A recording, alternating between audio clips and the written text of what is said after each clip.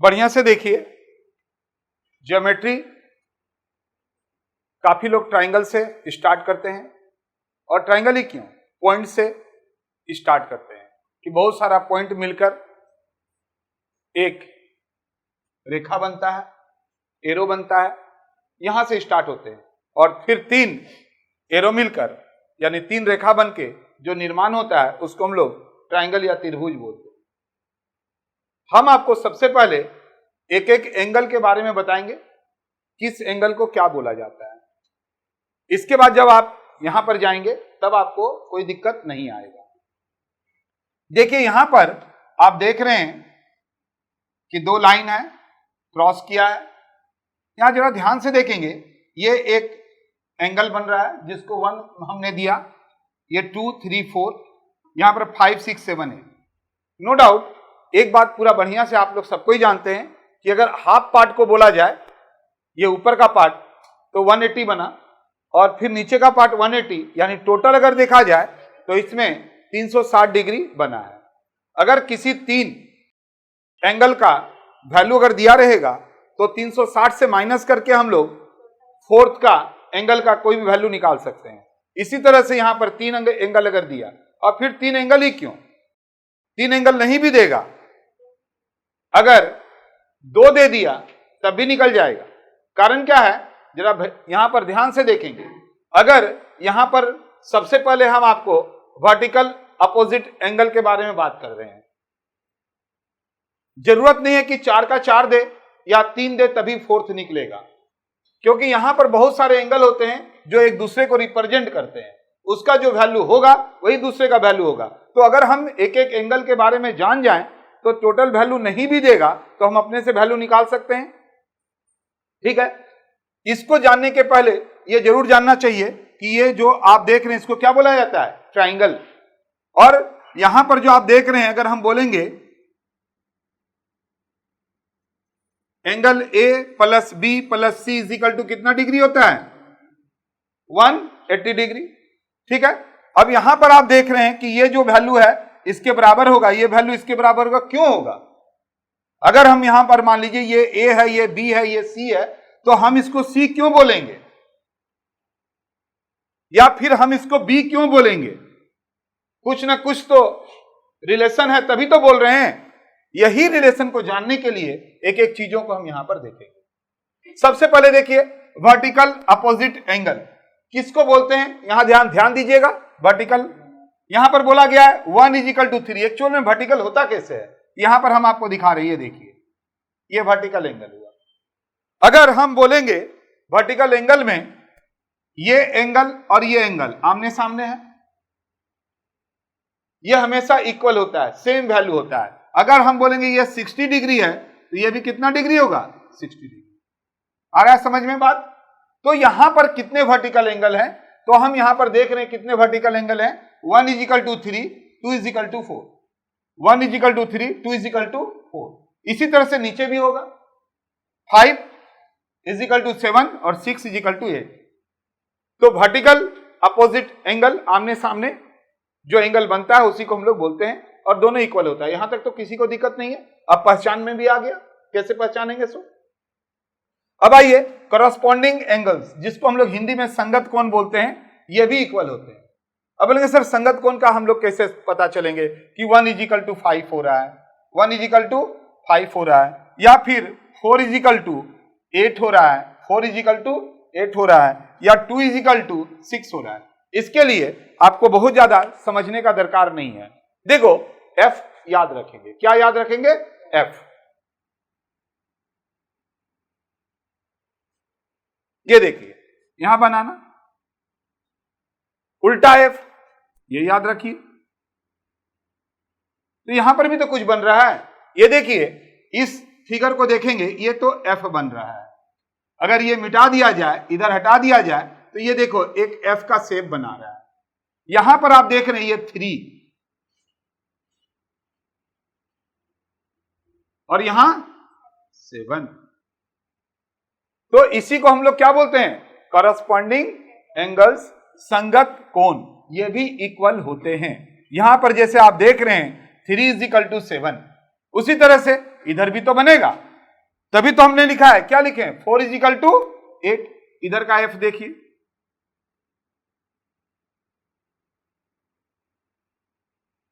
अब पहचान है, क्या पहचान लेंगे अब? करस्पॉन्डिंग एंगल्स किसको बोलते हैं?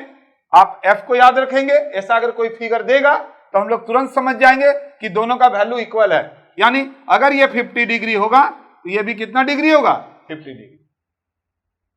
जैसे अगर हम बोलेंगे कि एंगल 3 अगर 85 डिग्री है तो हम बोलेंगे बताओ इसका कितना वैल्यू होगा। हम बोलेंगे क्यों 85 डिग्री होगा, तो कि ये संगत कोण है, कोरस्पॉन्डिंग एंगल्स है, और ये दोनों इक्वल होते हैं। तो यहां पर कितने कोरस्पॉन्डिंग एंगल बन गए, 4। 1 = इसी तरह से यहां से बनेगा 1 = 5 बनेगा, ठीक है, और 2 = क्या बनेगा, 6 ऊपर वाला। यहां तक कोई दिक्कत नहीं। अब आइए अल्टरनेटिव इंटीरियर एंगल्स, एकांतर कोण। अब लेकिन सर इसको कैसे हम लोग याद रखेंगे? देखिए इस फिगर में जेड भी बन रहा है, क्या बन रहा है, एक जेड इधर बन रहा है और एक जेड इधर बन रहा है ना। तो हम लोग अल्टरनेटिव इंटीरियर एंगल के लिए जेड को याद रखेंगे। ये देखिए हम क्या बोलना चाह रहे हैं, ध्यान से देखेंगे, यहां पर हम बना के दिखा रहे हैं।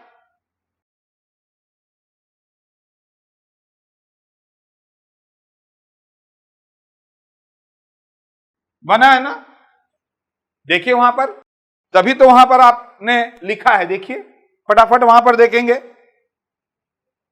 और जेड एक इधर से बना दीजिए।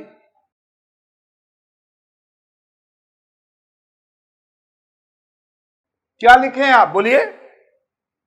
4 = 6। यहां ध्यान दीजिए, इंटीरियर अल्टरनेटिव इंटीरियर एंगल्स, एकांतर कोण, जेड याद रखेंगे। ये देखिए ये जेड हुआ, ये हुआ ना, ये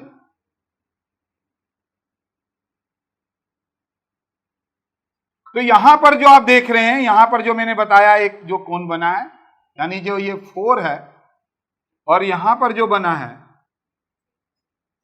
यानी दोनों इक्वल होगा क्या?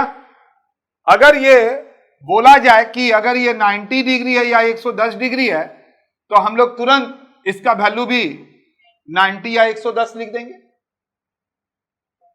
दूसरा यानी 4 और 6 क्या हुआ, बोलिए, अल्टरनेटिव इंटीरियर एंगल्स, 4 और 6। तो इस तरह से जब बनाएंगे तब कौन सा होगा, बोलिए, 3 और 5 होगा। ये देखिए यहां जो बना ये जेड, ठीक है। तो अगर अपने पास वर्टिकल अपोजिट के लिए कोई दिक्कत का बात नहीं है, क्रॉस आमने सामने इक्वल होगा, और अगर आपको करस्पॉन्डिंग बोल देगा तो एफ को याद रखिए, और अगर अल्टरनेटिव इंटीरियर एंगल से एकांतर कोण बोल देगा तो जेड को याद रखिए। यहां तक कोई दिक्कत? अब क्या है कि अगर आप इस फिगर को बार बार देखेंगे तो कोई दिक्कत नहीं आएगा, प्लस इसी को बेस लेके भी हम लोग आपको सवाल भी देंगे और भी आपका दिक्कत कम हो जाएगा। तो यहां तक मिटा दें।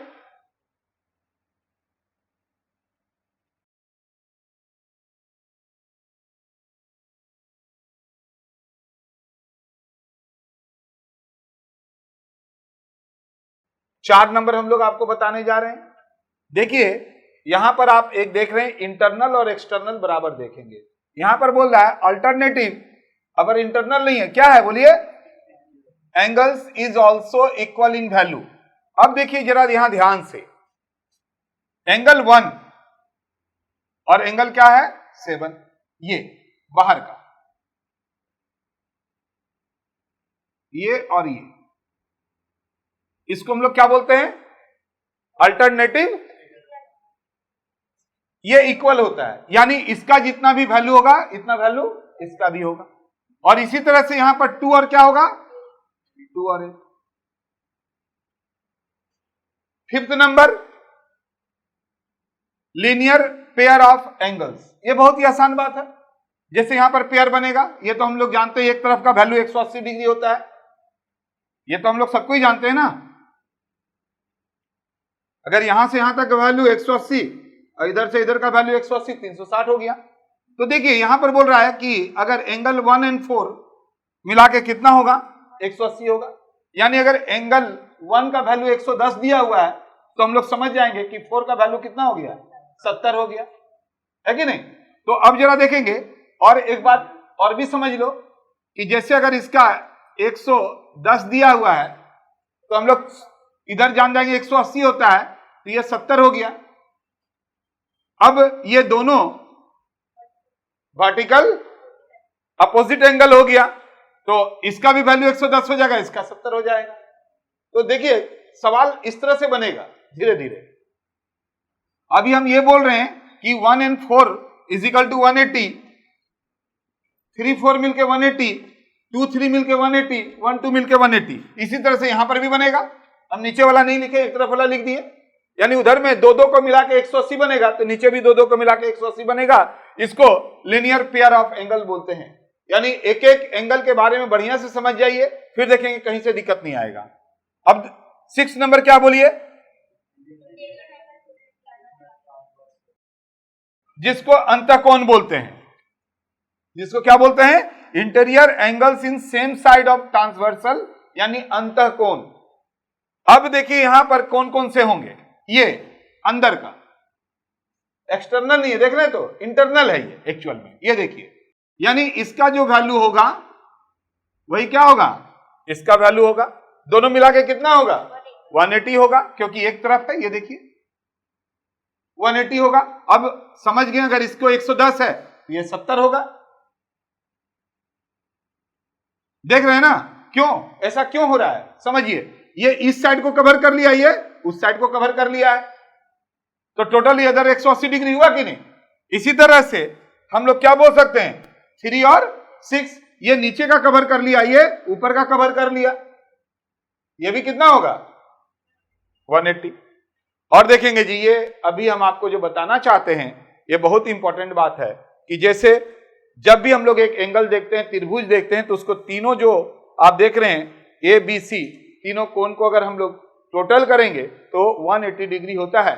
ये तो हम लोग सबको ही जानते हैं, लेकिन यहां पर हम लोग बोल रहे हैं एक्सटीरियर एंगल और जो एक्सटर्नल एंगल होता है equal to in front of two internal angle, उसका जो टोटल होता है वो कितना होता है।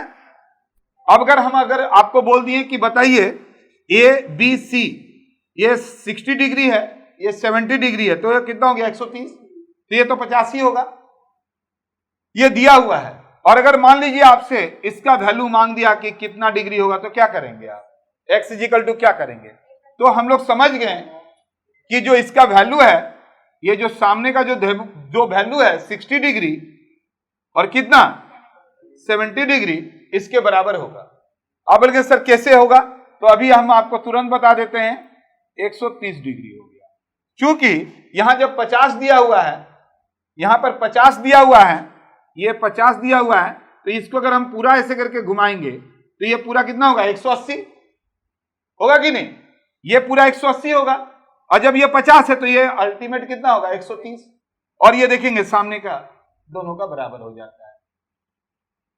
यानी अगर यहां पर कुछ नहीं दिया रहे तो हम लोग फिर भी 180 में से दोनों को माइनस करके लिख सकते हैं, और ये पूरा 180 होता है तो इसको माइनस करके यहीं से भी लिख सकते हैं। तो देखिए ये जो दिया हुआ है, तो ये चीज यहां पर लिखा हुआ है exterior angle, external angle is equal to in front of two internal angle. यहां तक भी आपका कोई दिक्कत अब नहीं होना चाहिए, ठीक है जी। अब आइए सवाल कुछ हम आपको दिखाते हैं, इसके हेल्प से आप क्या क्या सवाल बना सकते हैं। अब एक एक करके सवाल को देखिए।